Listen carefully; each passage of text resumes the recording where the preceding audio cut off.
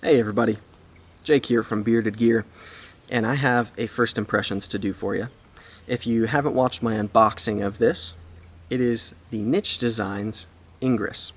And what's really cool is I actually met up with Nick from Nitch Designs. He is Nitch Designs, and he handed this knife to me in person because he's local, and he wanted to get one to me to check out for a week before it gets sent to another reviewer to check out.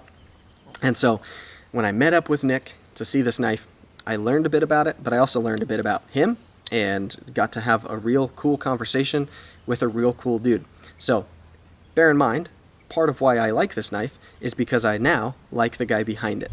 So take that for what it's worth, but I feel like it's should be said. I don't feel biased about this knife itself, but I always want to explain where I'm coming from on knives because I want to be really transparent about how I get to conclusions on knives so that you guys understand that. I think that's fair. Anyway, the Nitch Designs Ingress is not out yet. This is a prototype. This isn't a final production version of the knife. Production hasn't begun on this knife yet. It's actually currently on Kickstarter. So Nick is trying to get this knife funded by taking pre-orders for it, which is nothing new in the knife scene. And this is his first design that's going into production. Sorry, there's a plane and a helicopter going over. It sounds like... All right, it's mostly gone. So... where was I? Nick's a cool dude. This is on Kickstarter. That's where I was. So, right now, it's live on Kickstarter. He's working on getting it funded so that he can do the production run from we, and we will be building this knife if everything goes appropriately. And I'm pretty confident at this point it's a project that's going to happen. I see a lot of excitement around it. I see a lot of other reviewers starting to get excited about it, and it's a very different design. One thing that I was not expecting about this knife, when I saw this in pictures, I was fairly harsh in judging it. I didn't understand the specs or the size of it. I thought it was going to be way bigger than this. Not just overall profile, but thickness. You can see this is actually a pretty thin blade stock. And I thought this was going to be like a big cleaver chopper thing, which is not exciting or interesting to me at all. I'm not into knives like that, especially when they're like radical designs. Like this is a really designed knife. This is out there. It's unique, and everyone that I've shown it to will agree. So when I saw pictures of it, I was not really on board. I always like to see new designers coming on the scene, and I like to see designs that are pushing the boundaries because I think that's a good thing. That's how we kind of make progress a lot of the time in this realm. Is we need people who are pushing things to another level. And even if I didn't love the way this aesthetically looked, if that sparked the evolution of things to get to a better place, then that's a good thing, right?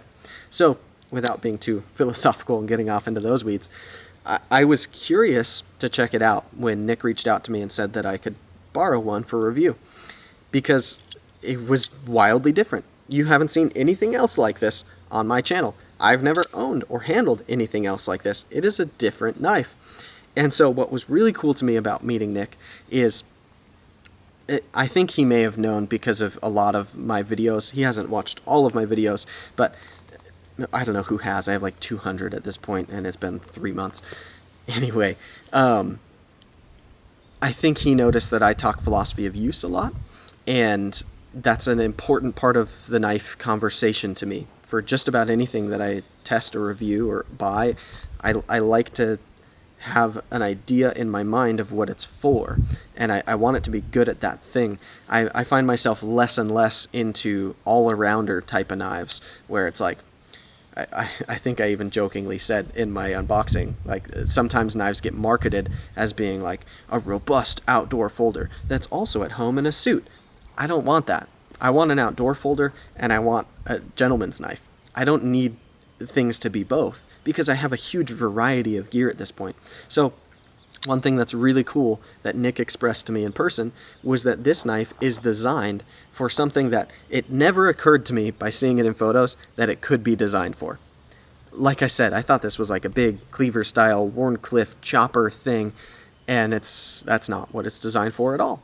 The looks of it are kind of that way, but it's also kind of like modern and futuristic, and there's stuff happening here. But really, the design was for this to be one of the most realistic philosophies of use that I think he could have designed it for. And frankly, that's light to medium duty EDC stuff, i.e. tape, cardboard, paper, zip ties here and there, maybe some rope. What else are people really cutting a lot of in a typical day-to-day EDC function? Thread off of your shirt? I mean, like, that's what people are cutting a lot of the time. And so he designed this knife to be a cardboard cutting machine, which I think is awesome. Like, and then as soon as he said that, and then hands the knife to me, and I feel it in hand, all of a sudden, all of this starts to make a lot more sense, because we've got a stupid tall blade, which allows us to have a stupid tall flat grind, which, guess what, is awesome for cutting cardboard. It glides through material like that. It's fantastic at it. We've got this swedge, which looks really kind of funky up here. That's one of the features of the knife that I think is going to be polarizing, is this like rhino horn swedge up here. But it gives us this kind of harpoon shape, where we'll talk about ergos a little bit, but ergonomically, that is one of the best things on this knife, is that hump is there for my thumb to just set right in there. The way the blade profile is tall also brings the edge down really far, so that you can see it's pretty much in line with my knuckles. If I hold this knife in like the correct grip, and I'm pushing down through material onto a flat surface, I can push this blade all the way down onto that flat surface with cutting edge, and I'm not going to like bottom out and have to torque my wrist in a weird way to get all the way down through it. It's also a perfectly flat edge, which for going through materials like cardboard and stuff is a great edge profile. The tip is great for piercing without being like a super stabby thing. It's a Wharncliffe, but we've got enough tip here that you can easily pierce into material, and it's not like a crazy robust tip, but it's not fragile either. It's really, for its designed purpose, makes a ton of sense. There's some overlap with that. Most knives that are designed for one particular thing, like say I have an outdoor focused folder that's micarta and 3V blade steel and a thick profile and on and on and on, right?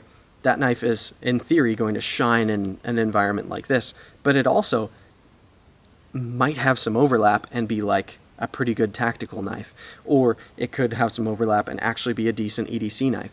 This is an EDC knife for people who are in offices or don't work with their hands doing a trade where they're doing crazy things with their knives, but like the real person who is doing like white collar type of work but is into EDC. This knife makes so much sense. And I think it's cool that he can be honest about that being the market for it, that being the designed intention of it. I think that's a great thing. So let's talk materials real quick. This is just my first impressions, and I want to save a lot of my thoughts for the review because I've been carrying this for 2 days straight now, and I'm already formulating a lot of thoughts on it. But this is 20 CV, which tastefully, there is no marking on the blade. I don't know if that'll be the way on the final production version, but here you can see right there on, I guess you'd call that the tang of the blade, it says CPM 20 CV, nothing else on the blade. Although it's aspirated with these really cool cutouts, which I think are kind of dope. Looks-wise, I don't like, it doesn't upset me that they're there. It also doesn't necessarily excite me that much, but the balancing, the weight of it, because of that, it's really well thought out that he's taken all these little steps. Then our scales are full titanium, and not only is there this external milling, this kind of design on here, which I think looks pretty cool. I think that's, again, it's going to be polarizing like a lot of the features of this knife, whether people love or hate that. I don't mind it. Is it my favorite design I've ever seen? No. The looks of this knife are not going to be anything that I'm like, wow, I'm in love with the looks of this knife. But the looks and how they relate to the function, I start to get, because this external milling, it looks fine to me. Again, I don't love it, but the traction it gives me with my fingertips for these ergos, it's excellent. It's really, really well done. Internally, we have some of the most extensive internal milling I've ever seen on a titanium frame lock knife. It's really, really extensive. I'd try to show you, but I don't think you'll be able to see in there lighting-wise. Anyway, it's really, really well done. The internal milling is just fantastic.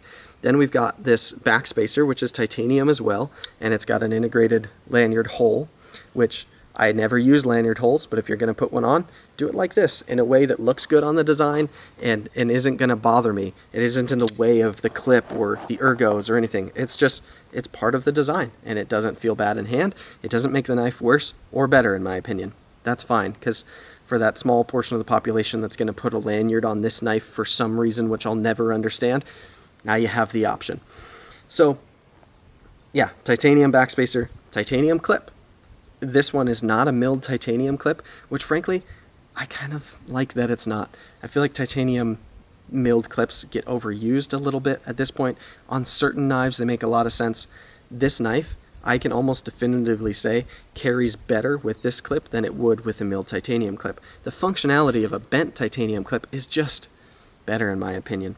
And the finishing on it perfectly matches the frame. Perfectly. Would I like it a little bit better if it was a loop over deep carry clip? I think so.